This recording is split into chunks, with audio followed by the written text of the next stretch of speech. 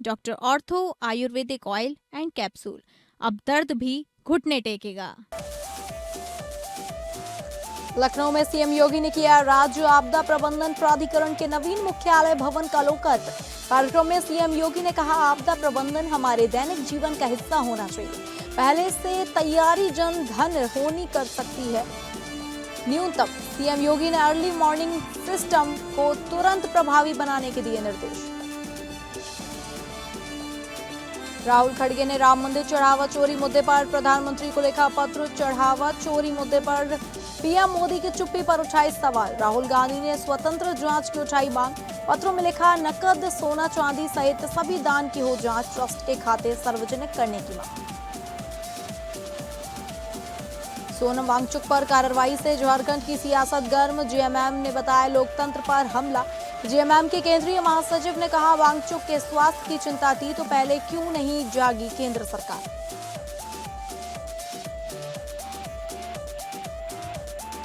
नमस्कार, आप सभी का बहुत स्वागत है स्टेट लाइव में और मैं हूं आपके साथ अंकिता सिंह।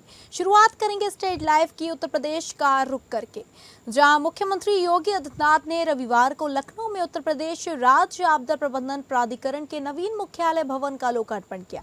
कार्यक्रम में मुख्यमंत्री योगी ने कहा कि आपदा के प्रति हमारी पहले से ही सतर्कता, पहले से तैयारी, जागरूकता जन धन हानि को न्यूनतम स्तर तक ला सकती है। यह हमारे दैनिक जीवन का हिस्सा भी होनी चाहिए। मुख्यमंत्री योगी ने कहा कि असामान्य आचरण से नुकसान बढ़ता है, जबकि थोड़ी सी अवेयरनेस बड़ी हानि को नियंत्रित कर सकती है। मुख्यमंत्री ने कहा कि उत्तर प्रदेश देश का पहला राज्य है जिसने मानव वन्य जीव द्वंद को भी आपदा की श्रेणी में लेकर राहत देने का कार्य किया। उन्होंने हाल ही में खराब मौसम के कारण एक ही दिन में हुई 111 मौतों पर गहरा दुख और नाराजगी व्यक्त की। मुख्यमंत्री ने कहा कि लखनऊ सहित फतेहपुर, प्रयागराज, जौनपुर और आजमगढ़ जैसे कई जनपदों में अचानक बादल मौसम से ये मौतें हुई, वहीं जिन्हें बेहतर समन्वय से रोका जा सकता था। उन्होंने अधिकारियों को आपदा से बचाव के लिए अर्ली वार्निंग सिस्टम को तुरंत प्रभावी बनाने और अपनी कोऑर्डिनेशन के साथ काम करने के कड़े निर्देश दिए। आपदा के प्रति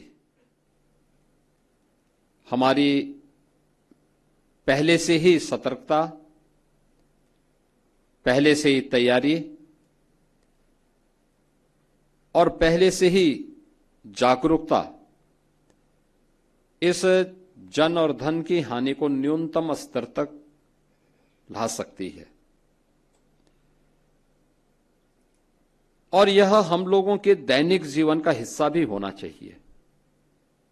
स्कूली पाठ्यक्रम का हो या परिवारों के बीच में भी आपसी संवाद के माध्यम से भी इन सब बातों को बताए जाने की आवश्यकता है। हमें याद है बचपन में सामान्य स्कूली कार्यक्रमों के माध्यम से भी और परिवारों में भी इस बात की चर्चा होती थी कि आग लग जाए तो क्या करना चाहिए, अर्थक्वेक आ जाए उस समय क्या सावधानी बरतनी चाहिए। संसद के मानसून सत्र की शुरुआत से पहले राम मंदिर के चढ़ावे और कथित वित्तीय अनियमितताओं का मुद्दा एक बार फिर राजनीतिक बहस के केंद्र में आ गया है। लोकसभा में नेता प्रतिपक्ष राहुल गांधी और कांग्रेस अध्यक्ष एवं राज्यसभा में नेता प्रतिपक्ष मल्लिकार्जुन खड़गे ने प्रधानमंत्री मोदी को संयुक्त पत्र लिखकर राम मंदिर के चंदे में कथित गड़बड़ी के मामले में उनकी चुप्पी पर सवाल उठाए हैं। दोनों नेताओं ने पूरे मामले की स्वतंत्र और व्यापक जांच कराने तथा ट्रस्ट के सभी वित्तीय रिकॉर्ड सार्वजनिक करने की मांग की है। प्रधानमंत्री को भेजे गए पत्र में राहुल गांधी और मल्लिकार्जुन खड़गे ने कहा कि करोड़ों राम भक्तों की आस्था से जुड़ा यह मामला बेहद गंभीर है। उन्होंने लिखा कि इस तरह के गंभीर आरोपों के बावजूद प्रधानमंत्री की चुप्पी पूरी तरह अस्वीकार्य है। पत्र में कहा गया कि सरकार की जिम्मेदारी है कि वह जवाबदेही तय करे और देश के सामने सच्चाई रखे।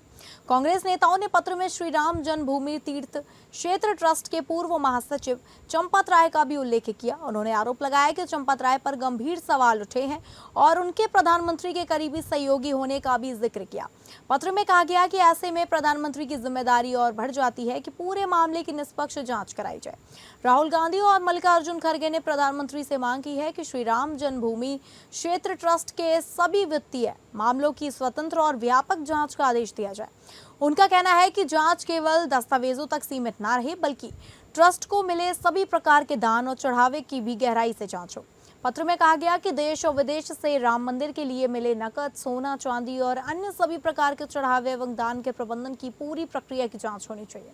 कांग्रेस नेताओं का कहना है कि यह सुनिश्चित किया जाए कि श्रद्धालुओं के योगदान का उपयोग किस तरह किया गया। कांग्रेस ने पारदर्शिता की मांग करते हुए कहा कि जांच पूरी होने के बाद उसकी रिपोर्ट और ट्रस्ट के सभी खातों को सार्वजनिक किया जाए। उनका कहना है कि इससे देश और दुनिया के करोड़ों राम भक्तों को यह जानकारी मिल करेगी कि उनके द्वारा दिए गए दान और चढ़ावे का उपयोग कहां और किस उद्देश्य के लिए किया गया।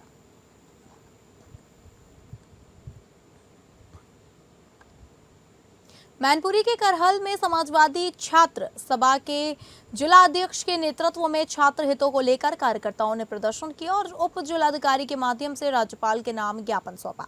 प्रदर्शन के दौरान छात्र सभा के कार्यकर्ता कस्बा करहल के प्रमुख तिराहों और चौराहों पर सड़कों पर बैठकर नारेबाजी करते हुए सरकार के खिलाफ विरोध जताया। इस दौरान नेताओं ने चेतावनी दी कि यदि उनकी 5 सूत्रीय मांगों पर जल्द कार्रवाई नहीं हुई तो समाजवादी पार्टी आंदोलन की नई रणनीति के तहत बड़ा जन आंदोलन करेगी।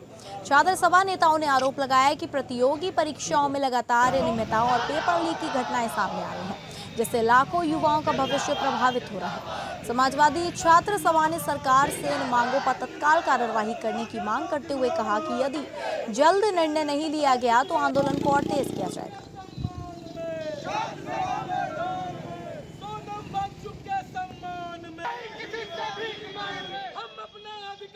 महामहिम राज्यपाल को हमने एसडीएम के द्वारा एक ज्ञापन देने का काम किया, जिसमें 5 सूत्री मांग है हमारी। प्रथम मांग है सोनम वांगचुक जी इतने दिनों से धरने पर बैठे हुए हैं, उनके प्रशासन उनसे बात करके, सरकार उनसे बात करके उनका आंसर तोड़वाने का काम करे, तो जो भी उनकी मांग है उनको मांगा जाए। दूसरा हमारी मांग है कि धर्मेंद्र प्रधान अपने पद से इस्तीफा दें। तीसरी मांग है जो जिस तरीके से एनटीए ने पेपर लीक किया उस एजेंसी पर कथित तौर पर जानकारी जो भी संलिप्त है उस पर कार्रवाई की जाए। और चौथी मांग हमारी है जो भी इसमें संलिप्त है उनकी एजेंसियों पर बैन लगाया जाए। पांचवी मांग हमारी है जो बच्चे इसमें मृत्यु हो गई है उनके परिवार को सरकारी नौकरी देकर उनका भविष्य सुरक्षित करने का काम किया जाए। हमारी बस एक ही मांग है, हम स्टूडेंट हैं। अब जैसे जो हमारी गवर्नमेंट चला रहे हैं वो इतने ऊंचे स्तर पे बैठे, वो किसान लोगों के बच्चों की डिमांड को भी मानना चाहिए। हम एग्ज़ाम सेंटर्स पे जाते हैं, हमारे साथ भेदभाव भी किए जाते हैं वहाँ, क्योंकि मैं जब एसएससी जीडी का एग्ज़ाम देने गई तो वहाँ पे कुछ बच्चों को हॉल में अलग रखा था क्योंकि पेपर सेंटर के बाहर लीक हो गया। मेरा सेंटर नोएडा में था, मैं इतनी दूर एग्ज़ाम देने गई, फिर रीशेड्यूल किया गया पेपर, वो 30 तारीख को था। सहारनपुर पहुंचे एआईएमआईएम के राष्ट्रीय अध्यक्ष असुद्दीन ओवैसी ने जौहर यूनिवर्सिटी को लेकर बड़ा बयान दिया। उन्होंने कहा उनकी पार्टी लगातार लोगों की मदद करने की कोशिश कर रही है और जौहर यूनिवर्सिटी का मुद्दा सिर्फ एक संस्थान का नहीं बल्कि मुसलमानों की शिक्षा से जुड़ा हुआ है। राज्य में मुस्लिम समुदाय की साक्षरता दर की करीब 53 से 54% है, जबकि महिलाओं में यह और भी कम है। उन्होंने आरोप लगाया कि यदि जौहर यूनिवर्सिटी की इमारतों को तोड़ा जाता है तो इससे हजारों छात्रों का भविष्य प्रभावित होगा। ओवैसी ने कहा कि जौहर यूनिवर्सिटी में करीब 3000 छात्र पढ़ रहे हैं। उन्होंने कहा यदि किसी तरह की कानूनी या प्रशासनिक दिक्कत है तो उसे नियमित किया जा सकता है, लेकिन छात्रों की पढ़ाई प्रभावित नहीं होनी चाहिए। विधायकों को भूमिका पर पूछे गए सवाल पर ओवैसी ने कहा हमारी कोशिश है कि समाज अपनी स्वतंत्र राजनीतिक नेतृत्व तैयार करे। सवाल सिर्फ संख्या का नहीं है बल्कि ये है कि जनप्रतिनिधि कितने स्वतंत्र हैं और क्या वे अपने जमीर की आवाज खुलकर उठा सकते हैं। अरे ये भी साथ है, अरे जमीन आसमान का खालिक वो एक है, वो भी साथ है कि तुम 19-20% मुसलमानों की आबादी है, population last census. Literacy rate आप देखेंगे तो 53-54 के करीब है। महिलाओं में लिटरेसी रेट सबसे ज्यादा कम मुस्लिम महिलाओं में है। अगर आप यूनिवर्सिटियों को तोड़ना चाहेंगे, 40 में 38 इमारत को तोड़ना चाह रहे हैं, तो आपका प्रोग्राम वाज़ेह है कि आप ये नहीं चाहते कि मुसलमान तालीम याफ्ता हो, लिटरेट हो, एजुकेटेड हो।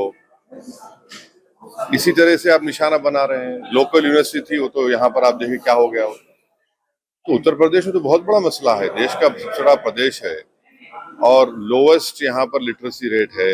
सिर्फ करीब 4% मुसलमान ग्रेजुएट होते हैं 3.7, ये तो बहुत बड़ा नुकसान हो जाएगा ना।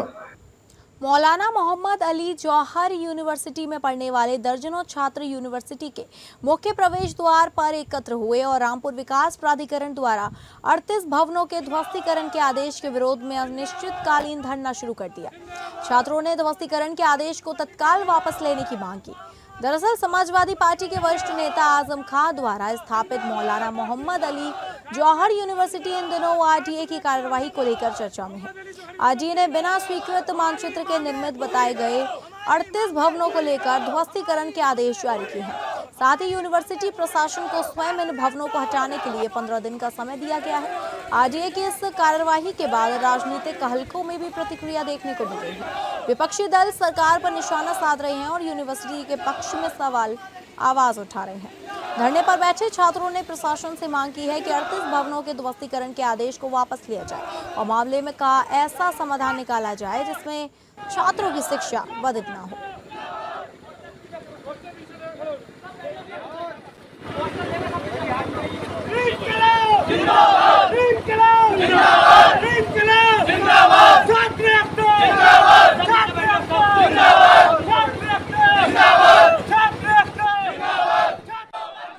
हमारा धरने का ये उद्देश्य है कि हमारे जो जौहर विश्वविद्यालय है उसका ध्वस्तीकरण का निर्देश जारी हुआ है और हम उसे निरस्त कराने के लिए यहाँ पे आज अपनी मांग लेके बैठे हैं। और दूसरी मांग हमारी ये है, ये जो हमारे बराबर में जो काउंसिल खोला गया है इसे यहाँ से जल्द हटाया जाए, क्योंकि ये छात्रों को गुमराह कर रहे हैं। जब जौहर विश्वविद्यालय में एडमिशन का टाइम आता है तो इसी तरीके से हमारे जौहर विश्वविद्यालय पे परेशानी आती है। तो ये कब तक चलेगा? ये हमारा अनिश्चितकालीन धरना प्रदर्शन है, जब तक हमारी मांगे पूरी नहीं होंगी हम जब तक यहाँ पे रहेंगे। सर, हमारी मांग यही है, जो विश्वविद्यालय का ध्वस्तीकरण का आदेश जारी हुआ है उसे तत्कालीन रूप से निरस्त किया जाए। और यहाँ पर जो काउंसिल की टीम बैठी है, जिनके खुद के कॉलेज के बच्चे इनके खिलाफ धरने पर बैठे हैं, वो हमारा क्या एडमिशन लेंगे सर? हमें क्या अपने विश्वविद्यालय में जोड़ेंगे? वो इन्हें सर यहाँ से हटाया जाए। छात्रों को गलत भड़का रहे हैं, गलत इन्फॉर्मेशन दे रहे हैं। हमारी मांगे सर यही। कुशीनगर में सामूहिक विवाह समारोह में जा रही दुल्हन और होने वाली सास की सड़क हादसे में मौत हो गई। बाइक सवार दूल्हा अली हुसैन गंभीर रूप से घायल हो गया, जिसे मेडिकल कॉलेज रेफर किया गया। यह घटना सेवरी थाना क्षेत्र के बनराहा मोड़ के समीप की है। बड़ी नहर के पास अज्ञात वाहन ने बाइक को टक्कर मार दी। हादसे में दुल्हन गुलनाज और होने वाली आयशा खातून की मौके पर ही मौत हो गई। निकाह के लिए जा रहे परिवार की खुशियां पल भर में मातम में तब्दील हो गई। सूचना मिलते ही पुलिस मौके पर पहुंची, शवों को पोस्टमार्टम के लिए भेजा। फरार अज्ञात वाहन की तलाश में पुलिस जुटी है।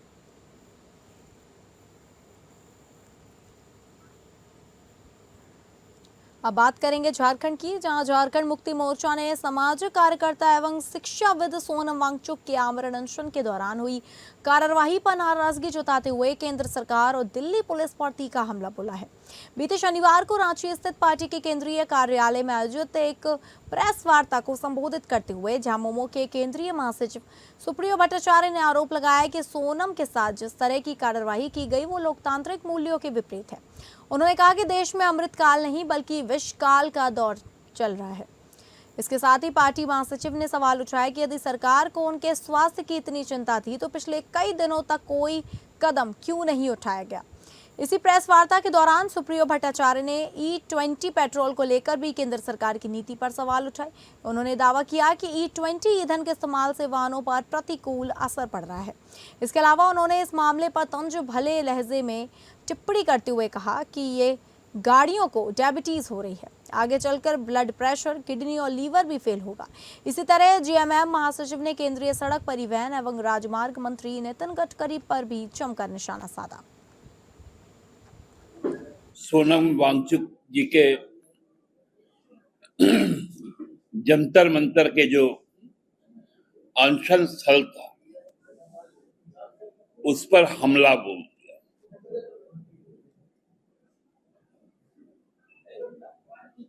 लगभग 1000 की संख्या में पुलिस के जवान सादे ड्रेस में और यूनिफॉर्म में, लग रहा है कि किसी दुश्मन या कोई दुर्दांत अपराधी का कोई हाइड आउट हो उस प्रकार से रेड किया गया।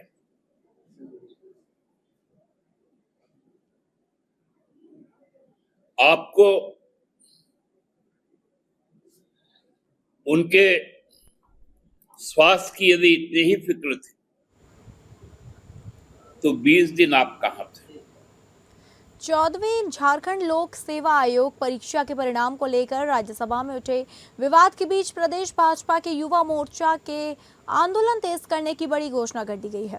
इस कड़ी में बीते शनिवार को रांची स्थित पार्टी कार्यालय में एक प्रेस वार्ता के माध्यम से बीजेपी प्रदेश युवा मोर्चा के अध्यक्ष शशांक राज ने ऐलान किया है कि 22 जुलाई को सुबह 10 बजे भाजपा युवा मोर्चा जेपीएससी कार्यालय का घेराव करेगा, जिसे लेकर आंदोलन का पोस्टर भी जारी किया गया है, जिस पर लिखा है जेपीएससी कार्यालय घेराव, छात्रों की हुंकार, अब नहीं सहेगा रोजगार का व्यापार। इस दौरान भाजपा प्रदेश अध्यक्ष का ये भी कहना था कि इस कृत्य से पूरी चयन प्रक्रिया की पारदर्शिता पर सवाल खड़े हो रहे हैं और अभ्यर्थियों के मन में संदेह उत्पन्न हो रहा है। और लगातार जेपीएससी से उनका सवाल कि 14वीं जेपीएससी का जो रिजल्ट आया है उसके अंदर जो विसंगतियां और जो छात्रों के अंदर एक ब्लर इमेज चल रहा है, बार बार छात्र सवाल पूछने का प्रयास कर रहे हैं, उसका सवाल का जवाब जेपीएससी नहीं दे रहा है और जेपीएससी अपनी मनमानी कर रहा है।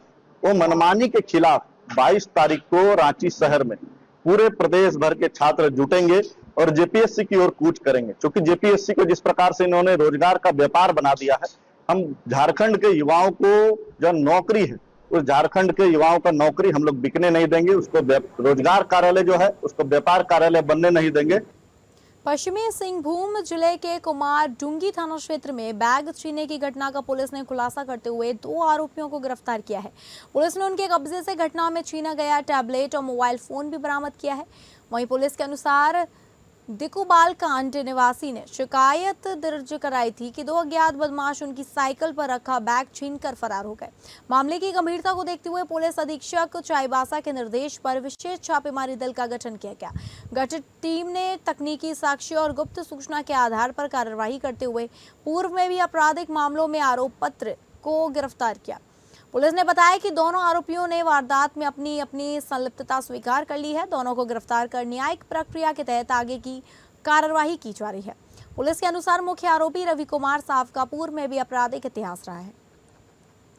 7/2026 को वादनी ललिता नायक, जो ग्राम दिकुबाल कांड थाना कुमारडुंगी की रहने वाली है, उससे एक लिखित आवेदन मुफस्सिल थाना को प्राप्त हुआ, जिसमें आरोप था कि 16 तारीख को उनके साइकिल में रखा बैग चलते हुए 2 अपराधकर्मियों द्वारा छीन लिया गया है। इस संबंध में मुफस्सिल थाना कांड संख्या 96/2026 दर्ज किया गया। मामले की गंभीरता को देखते हुए पुलिस अधीक्षक महोदय द्वारा एक विशेष टीम का गठन किया गया और विशेष टीम ने त्वरित रूप से कार्रवाई करते हुए तकनीकी साक्ष्यों का अवलोकन और गुप्त सूचना के आधार पर एक पूर्व के आरोप पत्रित रवि कुमार साव, पिता सुरेश साव, पता न्यू कॉलोनी नीमली, थाना मुफस्सिल को पकड़ा गया। खबरों में आगे बढ़ेंगे और बात करेंगे छत्तीसगढ़ की, जहां राज्यपाल रमेन टेका ने रायपुर के भीमतारा ऑडिटोरियम में PSY education and research federation द्वारा आयोजित राष्ट्रीय उत्कृष्टता सम्मान समारोह एवं पदक तथा निधि वितरण 2026 के कार्यक्रम में मुख्य अतिथि के रूप में उपस्थित थे। इस अवसर पर प्रदेश के विभिन्न जिलों के मेधावी विद्यार्थियों एवं उत्कृष्ट जिला शिक्षा अधिकारियों को सम्मानित किया गया। राज्यपाल ने कहा कि बच्चों के बीच आकर उन्हें अपना बचपन याद आ जाता है। आज जीवन शैली पूरी तरह बदल चुकी है। उन्होंने कहा कि उनके समय में सीमित संसाधनों के बीच पढ़ाई होती थी तथा मेहनत और लगन ही सफलता का आधार था। आज इंटरनेट और कृत्रिम बुद्धिमत्ता के इस युग में सुविधाएं बढ़ी हैं, लेकिन विद्यार्थियों को अपनी मौलिक सोच और अध्ययन की आदत को बनाए रखना चाहिए। इस अवसर पर राज्यपाल ने कहा कि छात्र जीवन की मित्रता सबसे निर्मल और अमूल्य होती है, जिसे जीवन भर संजो कर रखना चाहिए। उन्होंने विद्यार्थियों से किसी भी प्रकार की लत से दूर रहने का आह्वान करते हुए कहा कि डिजिटल एडिक्शन भी अन्य नशों की तरह हानिकारक है। मोबाइल का उपयोग केवल आवश्यक अध्ययन और उपयोगी कार्यों तक सीमित होना चाहिए।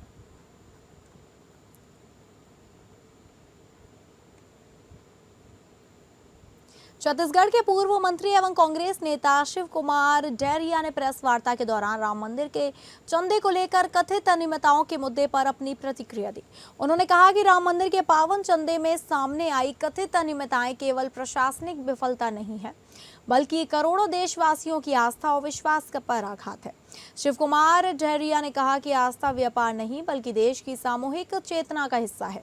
उन्होंने कहा कि एक जिम्मेदार नागरिक और जनप्रतिनिधि होने के नाते उनकी मांग है कि राम मंदिर के चंदे और चढ़ावे का पूरा हिसाब देश के सामने सार्वजनिक किया जाए।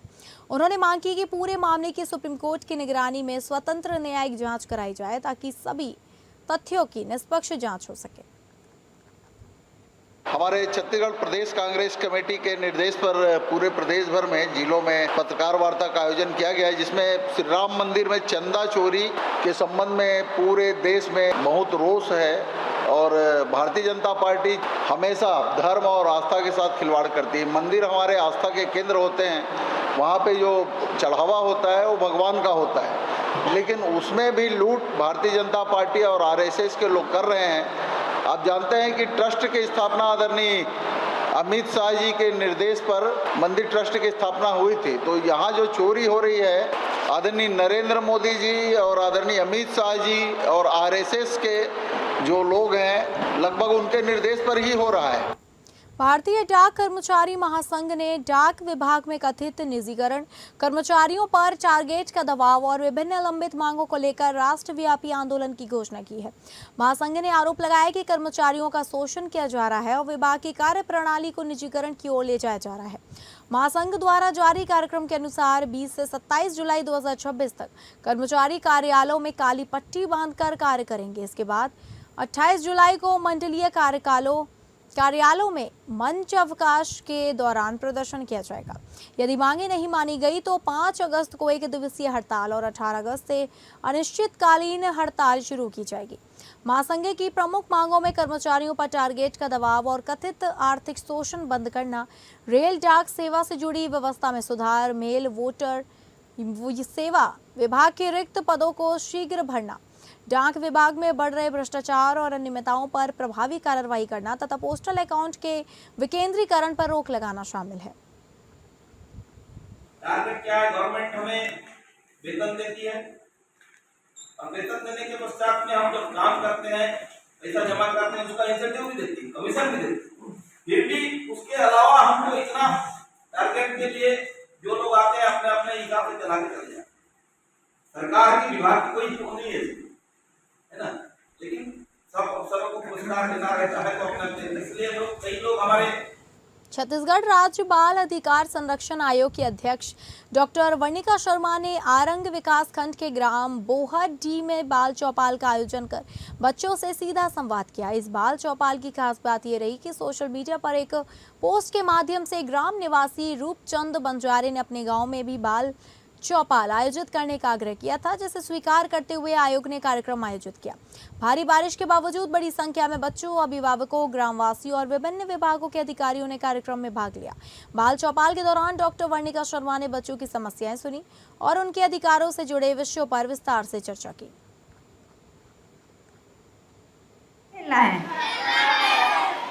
जोर से आवाज नहीं आई, पक्का खेलना है।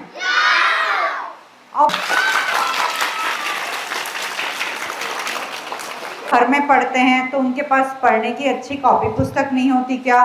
स्कूल में सारे गुरुजी नहीं है क्या? सारे टीचर नहीं है क्या सब विषय को पढ़ाने वाले? मेरे पास अच्छी सी ये वाली पुस्तक नहीं है, मैं ये खेल खेलना चाहता हूँ पर मेरे पास फुटबॉल नहीं है।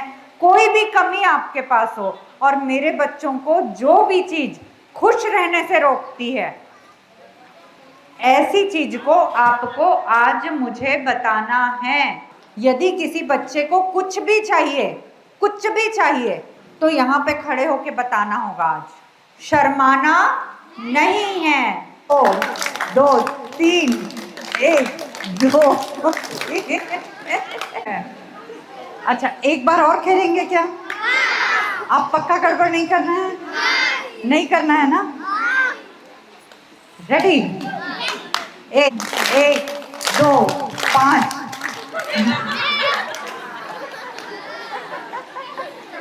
होगा। जब पाटनपुर के पाँच देवता डोंगर कर बमलाई, गढ़धम तरिक भिलाई, दस मेरा डोंगर कर बमलाई। यदि किसी बच्चे को कोई कहीं भी परेशान करता है तो किस नंबर पे फोन करना है? एक बार और चलते हैं ना, 4। चल यहाँ से चलना शुरू कर, यहाँ पे आ जा। 1, अरे रे इधर 2, 6, 7, 8 में जा, 9, 10। क्या लिखा है उसमें? 2। चलो 6, 1, 2, 3, 4, 5। उदंती सीता नदी टाइगर रिजर्व में वन्यजीव संरक्षण के प्रति एक बार फिर तत्परता का परिचय देते हुए वन विभाग की रेस्क्यू टीम ने घायल चौसिंगा का सफलतापूर्वक रेस्क्यू किया। अभियान का नेतृत्व इंदा गांव बफर परिक्षेत्र के रेंजर ने किया। वन विभाग के अनुसार धुरवागुड़ी के समीप जंगली कुत्तों के हमले में एक चौसिंगा घायल हो गया था। घटना की सूचना गरियाबंद पुलिस ने एक उप निरीक्षक द्वारा वन विभाग को दी गई। सूचना मिलते ही रेंजर अपनी टीम के साथ मौके पर पहुंचे और घायल वन्यजीव का सुरक्षित रेस्क्यू किया। रेस्क्यू के बाद वन विभाग के पशु चिकित्सकों ने चौसिंगा का प्राथमिक उपचार किया। दिन भर निगरानी और इलाज के बाद उसे उत्तर उदंती परिक्षेत्र स्थित चीतल सॉफ्ट रिलीज एनक्लोजर में सुरक्षित स्थानांतरित कर दिया गया। इस एनक्लोजर में पहले से 2 अन्य चौसिंगा भी रखे गए हैं, जिन्हें पूर्व में जंगल में लगी आग के दौरान बचाया गया था।